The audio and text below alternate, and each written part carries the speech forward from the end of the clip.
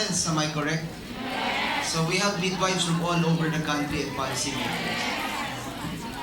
The very simple question that I put to our fellow Bolanons is, what kind of a Bohol do you want to build in the coming years? Because right now, Bohol, and if you compare Bohol to some of your provinces, it might be the same, it might be similar. Di na ako binisaya tungkol kay national man ho. This is a national conference, so allow me to address you in English. Okay? Alright. So, Bohol is 1.3 million people.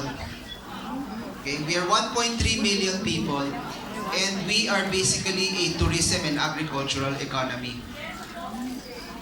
Yes. And the question that we put to ourselves is, what kind of a Bohol do we want in the coming years? Because 1.3 million people, and we have thousands of our fellow Bolanons all over the world right now. And we always challenge ourselves to move to the next level, especially with technology today. Technology today is very different from when I was growing up, and I believe from when you were also all growing up. I belong to the generation that had to learn how to type not on a computer. I started typing on an Olivetti Underwood. Do you remember that typewriter? Yes.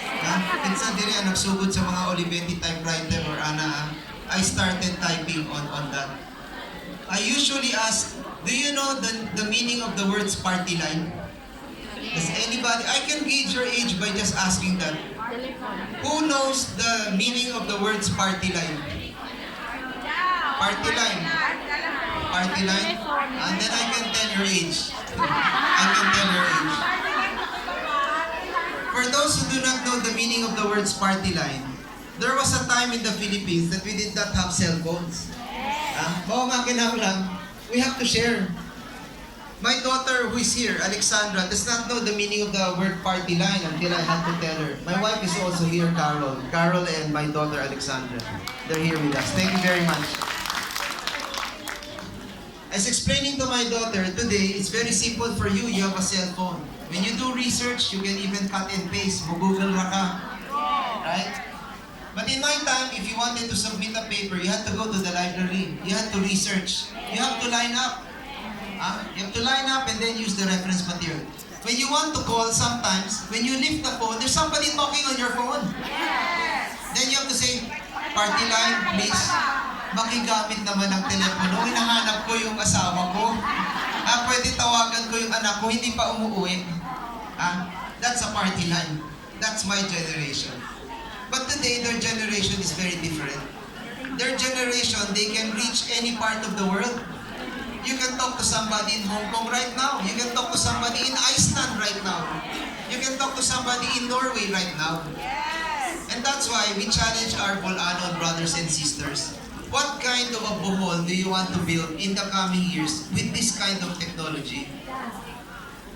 The world today can find you, but you can also find the world today.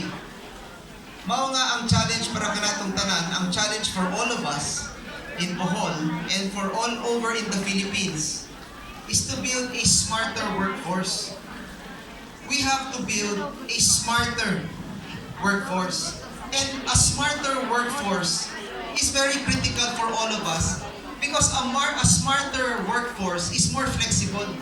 When our people are skilled, they can work anywhere in the world. They will be valued and they will be paid properly. Mao nga, that is the challenge. But to build a smarter workforce for Bohol or to build a smarter workforce for the Philippines does not begin with classrooms. It does not begin with teachers. It does not begin with individual instruction. It does not begin with giving them computers. Building a smarter Filipino people begins from the time of conception. It begins in the time of conception.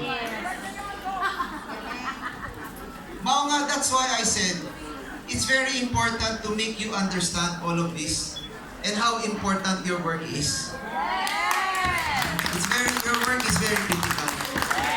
You have to look at yourselves that way. You midwives are basically the caretakers of the future smarter Philippines. Oo nga, if we want to have a chance chance to fight in the world to the future, to build a stronger labor force for our country, it is your work that is the most important.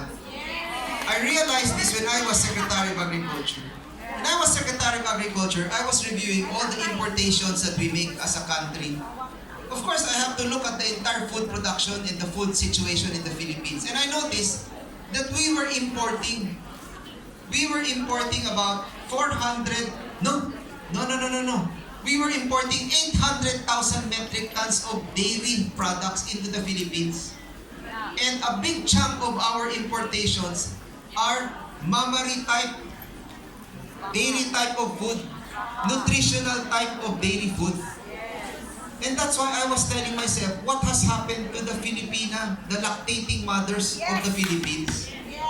That's why I became very active in breastfeeding. And I'm a man, I'm a man, but I was very active in the breastfeeding movement of the Philippines. Because I saw we were spending billions of dollars paying the farmers of New Zealand, paying the farmers of Australia. And this is very critical to your work. That was how I got interested. I realized how important all of you were. If we want to build a smarter Philippines, we start when our children are in their mother's wombs. We also have to take care of their first 1,000 days. After that first 1,000 days, what we cannot give the child, we cannot give after the first 1,000 days. Oo nga. That is why I came. I came because I wanted to tell you, I understand how important your work is. That's why in my time as a congressman in the 9 years, I was one of those congressmen who advocated for supporting the rural health centers. And not only rural health centers, to support you in your work. And in the future, if there is something more that I can do if elected, because I don't know, only God knows and the people of Bohol if I will be successful in my bid or not. So if I am successful, that is where I want to move. That's why I'm telling the rural health workers, I'm telling the barangay nutrition scholars, I'm telling the midwives, and I'm telling the mayors. This, all of you, must be coordinating with our agricultural sector. You are integrated with the agriculture sector. Because the answer to my question, what happened to the lactating mothers of the Philippines, is because it is an issue of nutrition. It is an issue of nutrition. Sir, they do not lactate anymore. Filipino mothers do not breastfeed as well. Nga naman ang utana ko, I was asking them, because of nutrition. And that's why, to build a stronger Philippines in the future, you on the ground, together with our agriculturists, must be working together. You must be working together.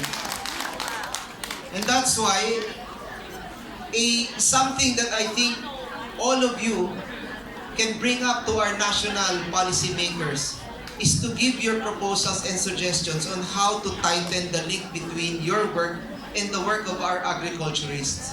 That means our provincial and our municipal agriculturists and our farmers as well. In that way, you are not only building a stronger Philippine nation, but you're also helping the farmers. Because the problem of our farmers right now is the market. If we can continue helping our farmers with the market, then we are also expanding their strength and we're also improving their livelihood. Right now in Bohol, 400,000 people are below the poverty line. And that is also a national figure. Agriculture is 9% of Philippine GDP.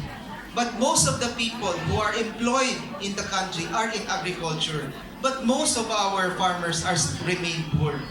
That's the reason why we have to integrate farmers all the time with tourism. We have to integrate farmers with our food security. We have to link farmers with our needs for growing a stronger nation. We have to keep on linking farmers to markets because an expanded and a stronger market is going to help add income to our farmers. And that is solving their problem, but in the same way, they are also helping build a stronger and a brighter and a smarter Philippines in the coming years. So with that, that's the main message I wanted to share with you this morning. I would like to end there by stating that please go home, be inspired after this conference. Try to use this opportunity to please understand the very unique role you play in Philippine society today. We are 105 million Filipinos today. Just a few years ago, when I was taking my exams, we were 60 million Filipinos. I remember answering that in the current events question. How many Filipinos? I remember answering 60 plus million. Today, we're already 105 million people. But you have to challenge yourselves and ask yourselves, 105 million of what type of Filipinos? Mga ang challenge I always ask, if we want to stay as a country exporting labor, why problema? It's okay. But please let us not stay as a country exporting only a lower kind of labor. If we're going to expand human capital, if we are going to export human capital to the world, let us export and expand a smarter type of human capital. And that is the challenge to all of you, because all of you can make a difference in that respect, building a smarter, stronger Philippines for the coming years. So with that, thank you very much for the opportunity. Daghang salamat kayo. Thank you very much, Honorable Arthur Yap, for that very inspiring message. Our warmest gratitude also to the family of our beloved Honorable Arthur Yap for the full support on our organization. Rest assured, all Boholanas midwives who are here will give you their full support to your goals. And to give our token of appreciation and plaque of appreciation, may I call on our convention chairperson, Ma'am Diane Saquilon, together with Ma'am Janisha Reyes.